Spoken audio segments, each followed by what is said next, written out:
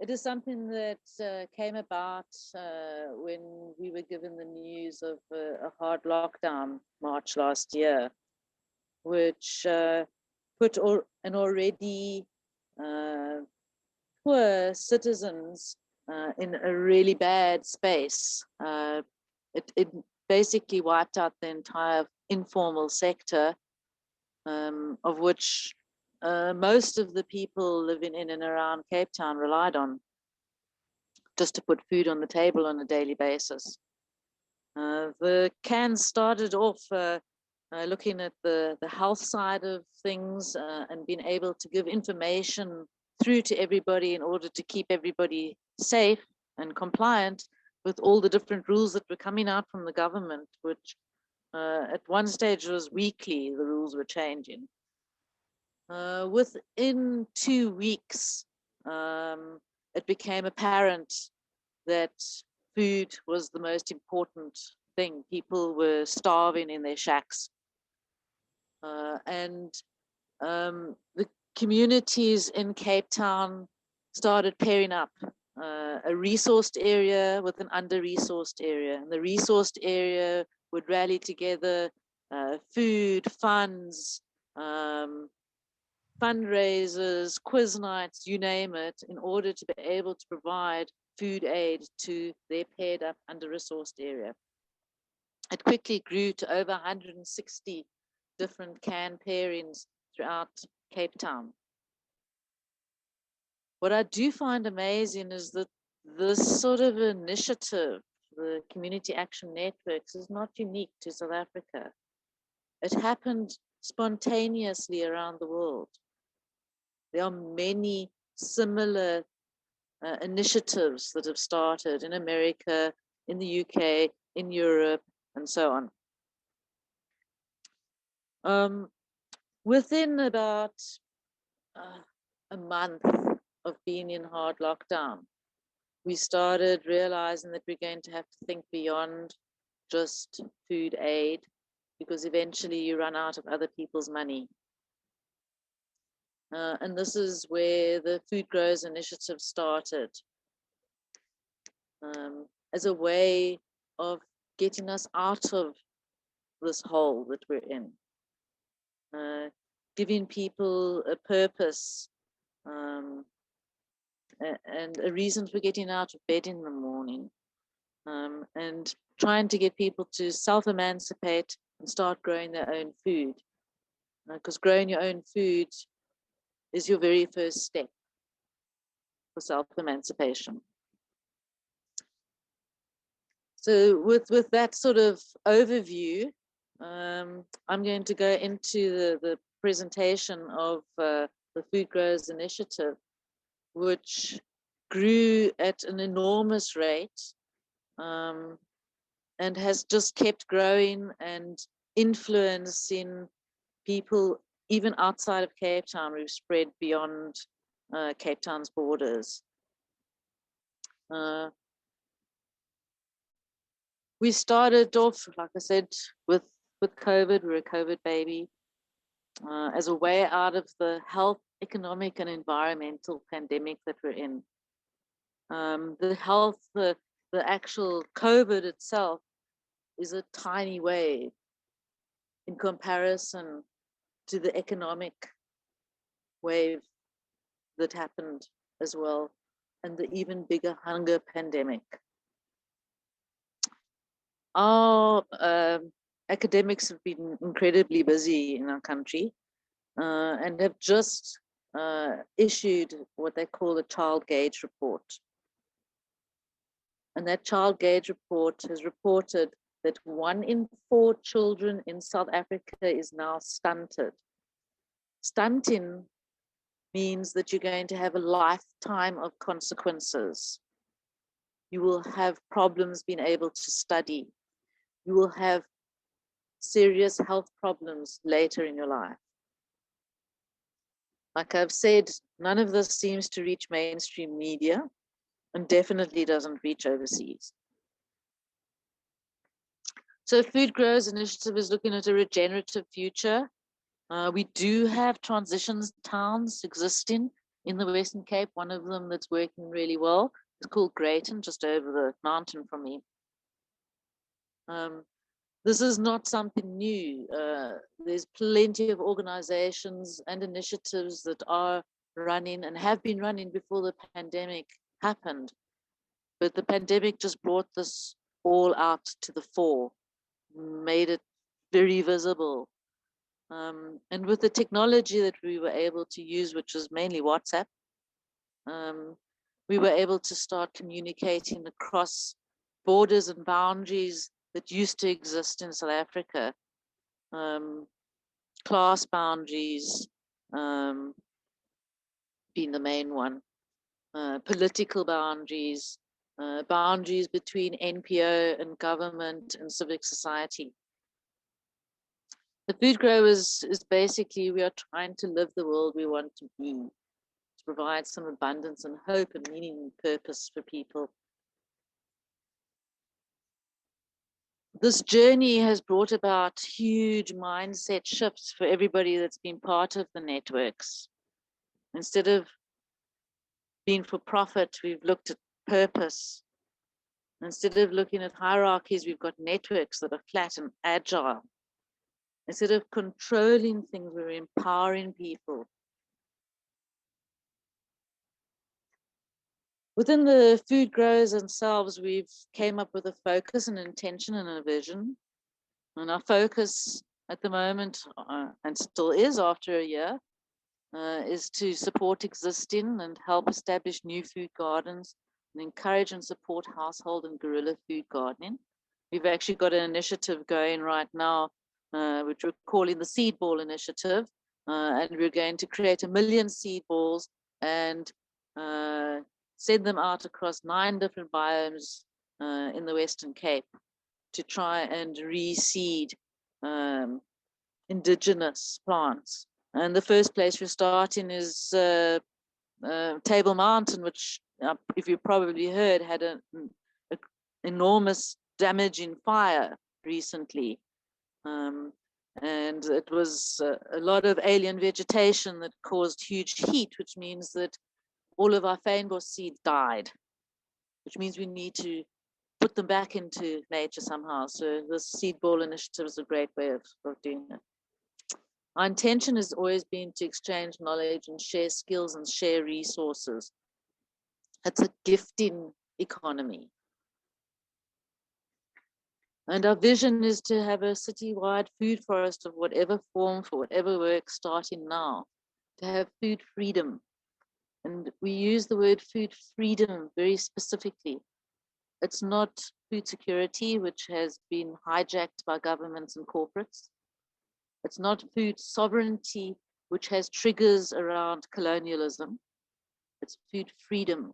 Everybody has the right to be able to have access to food. So we're trying to create community gardens and urban agriculture in every single available space. Now we came up with a logo, and every can that's part of the network basically came up with their own logo as well. And this one has got all the languages that exist in the Western Cape, all saying grow. So you can see we really are a diverse society.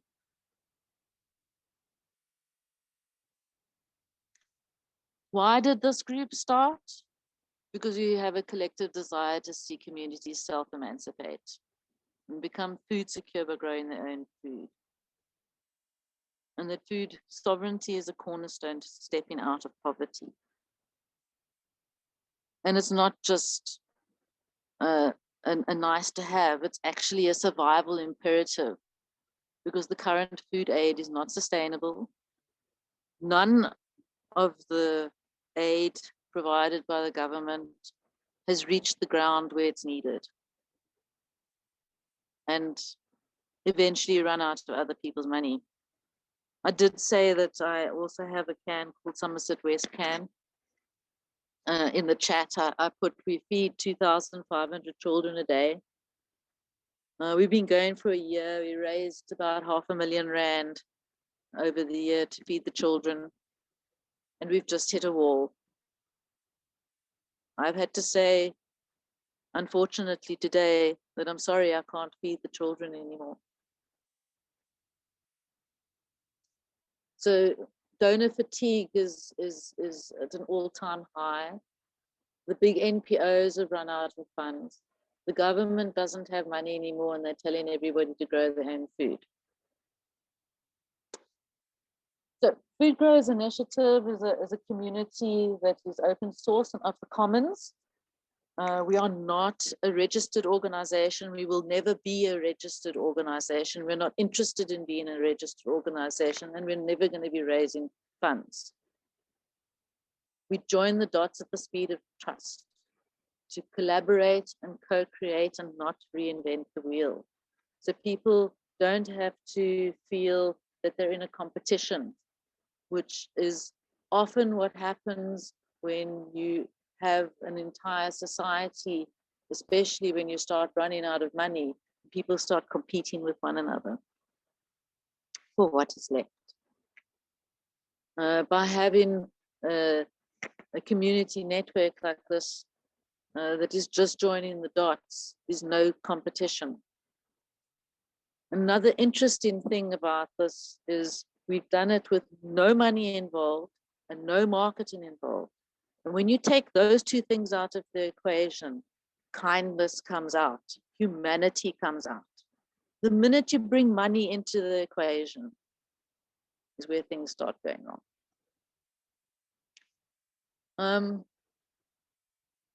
We are ensuring that the previously hidden people step up and take space in the green economy.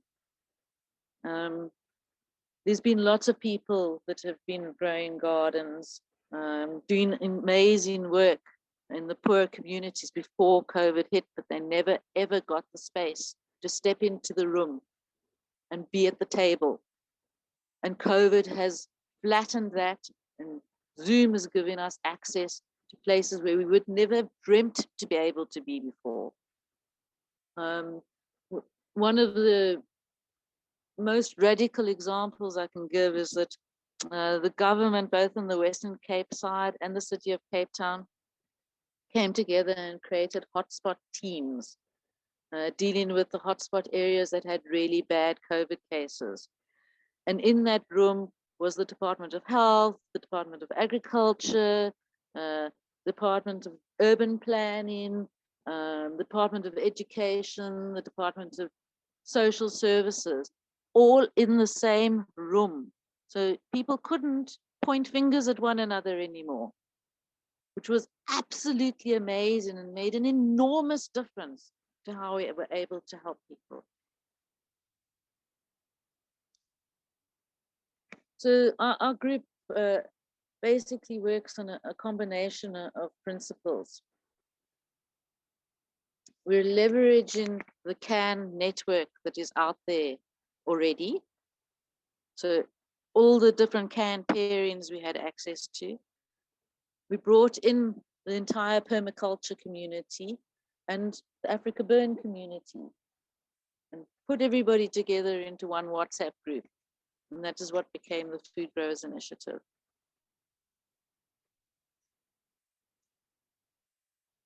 To achieve this movement, all my past experiences and connections and skills were used. I was, from a personal side, amazed that everything that I've been through in my life before suddenly had a purpose, because I had these skills that I learned in my path in life that I was able to use and put into the group. It's a WhatsApp group that is also extended now into Telegram, into 13 different WhatsApp groups that are dealing with different initiatives. We now also have a Facebook group, and recently we've opened up a YouTube channel. But the WhatsApp group is currently the lowest barrier to tech in Cape Town, because people are able to buy WhatsApp bundles, 10 Rand, 15 Rand WhatsApp bundles, and be able to participate. What I am going to tell you is that Cape Town still has very significant apartheid spatial planning in place, which unfortunately means that if you're in the wrong ward, you don't get access to even cell service. So you can have as much data as you want. You still cannot participate. They're probably going to kill me for that one, but anyway. We've got special breakout and lobby groups. One of our big lobby groups that we joined up with was the Western Cape Food Forum. That contains your, what I call your big boys, your big philanthropists, your big NPOs, your farmers, your big corporates. And there we were able to lobby, because we were given a seat at the table, we were able to lobby and change the focus from food aid to growing food. And in the last year, that lobby group has actually achieved the bits of aid that you're seeing coming out of the government now for the soup kitchens and for the community gardens. Without that lobby group, this wouldn't have happened. All the cans have an agile and flat hierarchy and able to adapt fast to changing environments and community requirements. This is a huge difference from the established and large NPOs and government, which take a long time to change their course, like a big tanker. And like I said, no money in marketing. Who's part of this? Anybody who exists. Everybody is welcome. There's nobody excluded. And we try not to leave anybody behind. No-nos. It's ancient knowledge integrated with the latest technology. It's collaboration from the ground up. The community decides. As admins, we just hold a space. We don't have rules, therefore we don't have gatekeepers, and therefore we don't have arguments. All the divides of the current South African society can be overcome if everybody just sits down and really listens. And there's huge fulfillment by helping others to help themselves and seeing all these sparks of action everywhere. I like to call us be more invasive than the virus.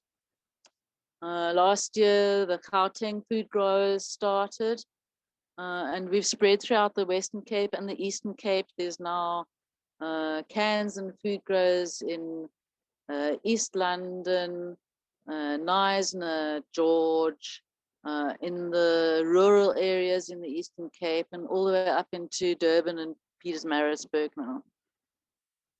We also started a decentralized seed bank, and we kicked off alternative economies. I'm sorry, it's not what, a month ago, it's a year ago now.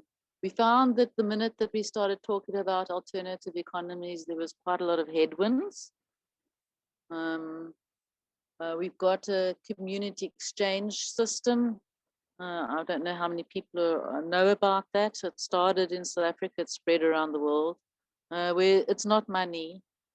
Everybody tries to have a zero balance. You try to put back into your community as much as you take out. And it's, I call it the complex bartering system, because anybody can offer anything and anybody can ask for anything. There's also a couple of really good platforms that we have been trying to use. A Good Food Network is one of them that allows people to put themselves in a directory and set up a shop. And the food growers themselves have got really special treatment there. We were allowed to do it for free. There was also a system called Zlato, and that is a few young guys in Mitchell's Plain came together and created an IT company called R Labs and put together this blockchain technology, which is basically rewarding volunteers. So if you volunteer for anything in your community, you then record it on the system, you get Zlato points, and those Zlato points you then redeem for food vouchers, airtime vouchers, or electricity vouchers. Are three main things that we need to survive in Cape Town. Where can you find the food growers? Well, we've got a main WhatsApp group that's always full. Tim was in that WhatsApp group, so he knows how active it was. To keep it going and keep the focus, I used to do daily summaries. I'm now down to sort of once every 2-3 weeks giving summaries. I've kept all of those summaries on our Google Drive. So maybe I'll put that together in a book one day. 365 days of summaries.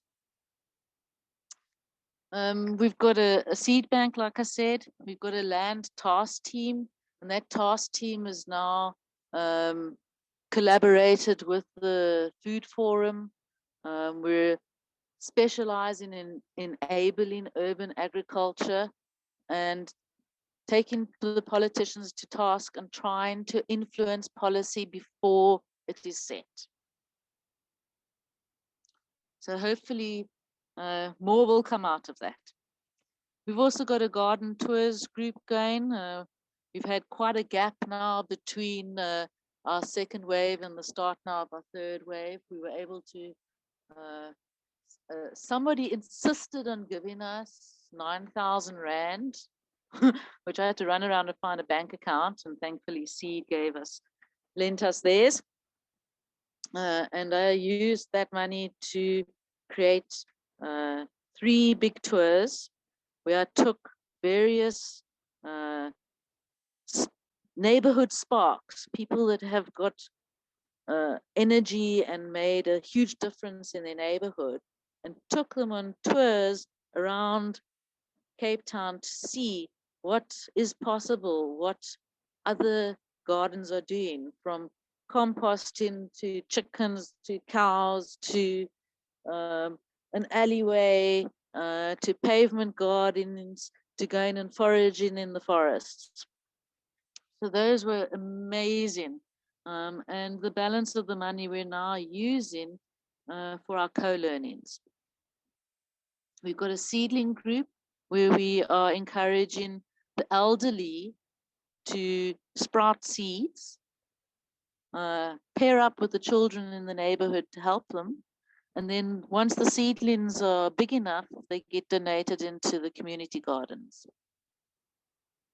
We've got a PHA tour group, Philippi Horticultural Area, which is on top of our aquifer. I won't get into the aquifer, but they are running weekly food revolution tours, and we're running it on a pay it forward basis. So those that can afford to buy a seat and buy an extra seat, and somebody that can't afford then gets that seat. And that's happening weekly at the moment. Our co-learning task team has been extremely busy. If you go and have a look on our YouTube channel, if you search for CTT FGI, you'll find our YouTube channel. And we've been recording our co-learnings and posting them on there. And a co-learning is exactly what it sounds like. Everybody that's interested in a particular topic jumps onto Zoom. We have 1 or 2 presenters, and then a discussion that allows everybody to add their piece in. So even a presenter learns from the audience, and the audience learns from the presenter, and so on. We just finished a series of composting co-learnings to coincide with International Compost Awareness Week, where we learned some really interesting things like aerated static pile composting. You really must have a look at that one.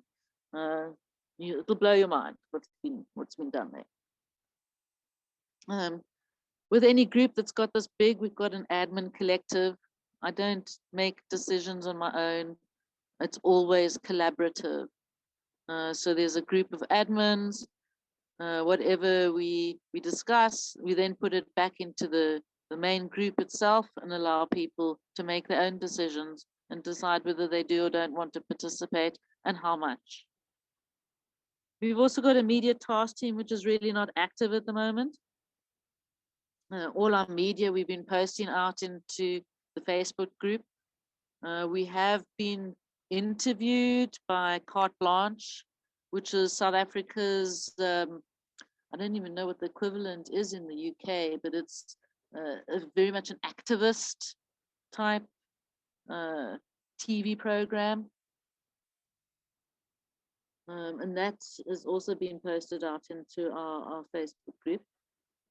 We ran a Zlato pilot for quite a while, and that worked fairly well until the vouchers ran out, and that's actually needing some sponsorship to carry on.